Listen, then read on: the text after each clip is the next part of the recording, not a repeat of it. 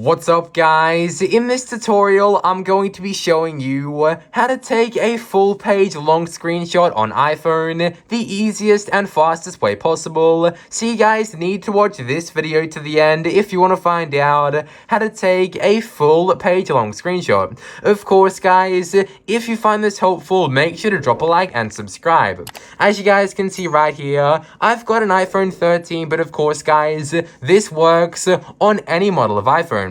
Of course guys, first what you want to do is open up the full page you want to take a screenshot of. So for me guys, I want to take a full screenshot of this whole Apple website guys, but of course yes, just open up the page or website you want to take a full screenshot of.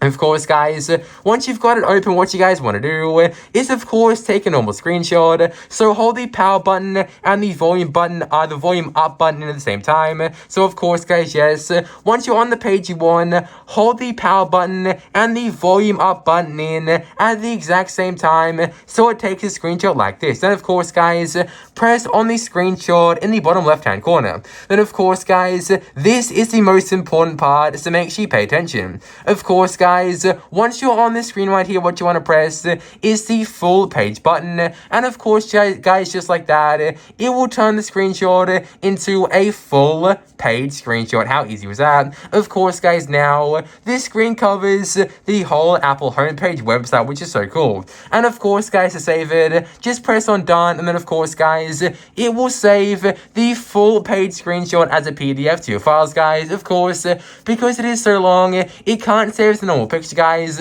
so it saves as a PDF to your files. How easy is that? So of course, guys, just press save PDF to files, and just like that, you took a long page screenshot, guys. Of course, press iCloud or your phones, guys. So press my phone, and boom, guys, I'll put it in the section right there, guys. Press save, and just like that, I saved a full page screenshot on my iPhone. If you guys found this helpful, make sure to drop a like and subscribe.